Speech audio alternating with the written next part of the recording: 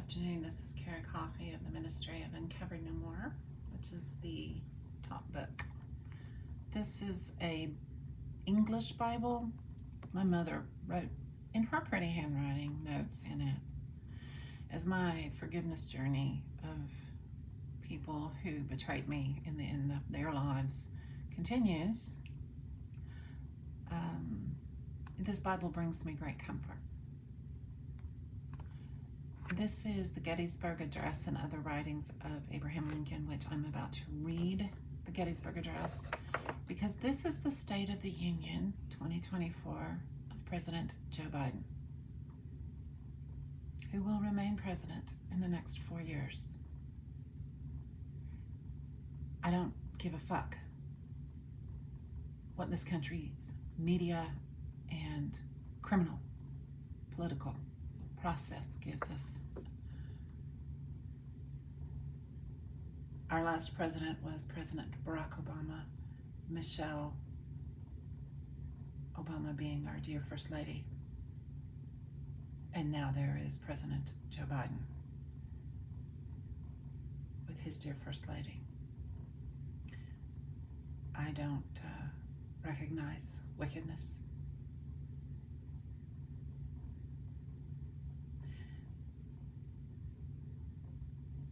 In this box, it's a special box from a special little shop. There is a set of runes and a little rune book for myself. This is a special piece carved by the little light. I don't remember what it's called. It's one of the pieces of a desk set that was my father's and came to me.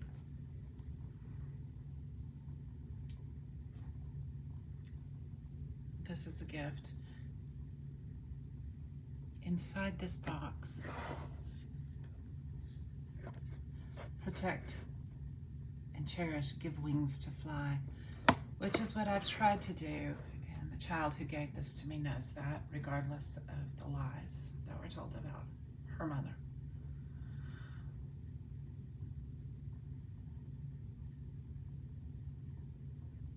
I'm going to read to you. I'm doing a cluster of 3 poems through Easter 2024 from Longfellow, Poems and Other Writings. This is one of many books in the series published by the Library of America with funding from the Carnegie Corporation of New York in 2001. This particular hardbound book, beautiful book of the writings of Longfellow were published.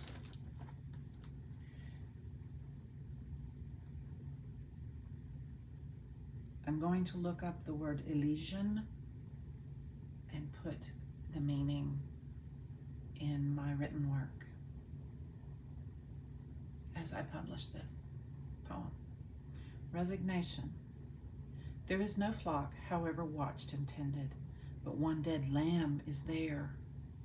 There is no fireside, howsoever defended, but has one vacant chair. The air is full of farewells to the dying and mournings for the dead. The heart of Rachel, for her children crying, will not be comforted. Let us be patient. These severe afflictions not from the ground arise, but oftentimes celestial benedictions assume this dark disguise. We see but dimly through the mists and vapors amid these earthly damps what seem to us but sad funereal tapers may be heaven's distant lamps. There is no death. What seems so is transition. This life of mortal breath is but a suburb of the life Elysian, whose portal we call death. She is not dead, and my case, it was my brother. He is not dead. If you haven't figured it out, Beaty-Coffey of the ministry of Uncover No More is the lamb that's dead. And the only raiser of her life, we all know who he is. She is not dead, the child of our affection, but gone unto that school where she no longer needs our poor protection, and Christ himself doth rule.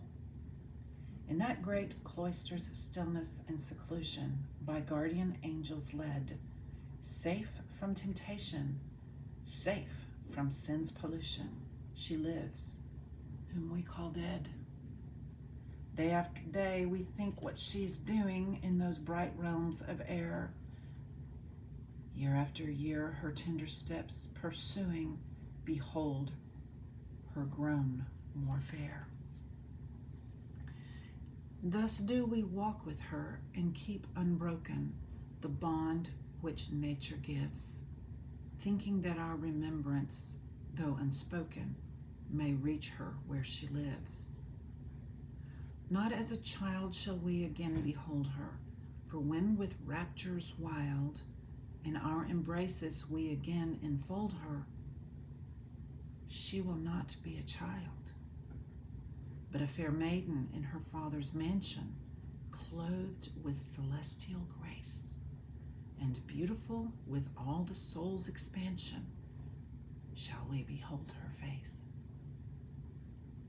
And though at times impetuous with emotion and anguish long suppressed, the swelling heart heaves moaning like the ocean that cannot be at rest.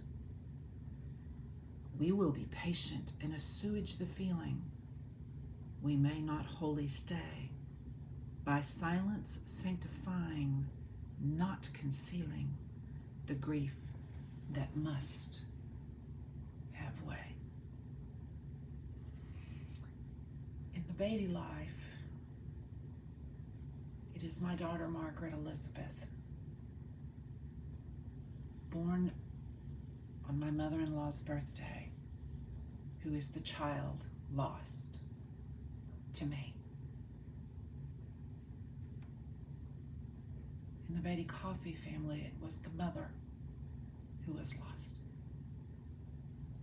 My children literally don't have a mother, though a woman named Beaty-Coffey faithfully bore those children.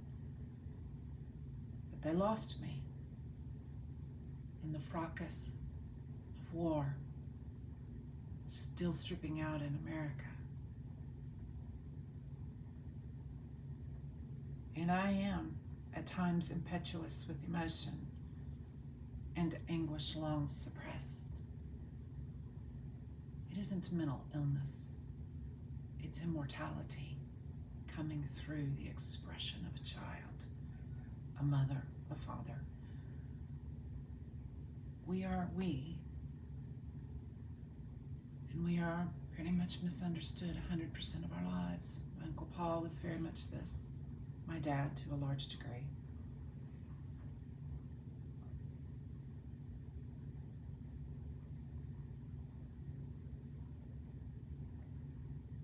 This is Beaty-Coffey in the ministry of Uncovered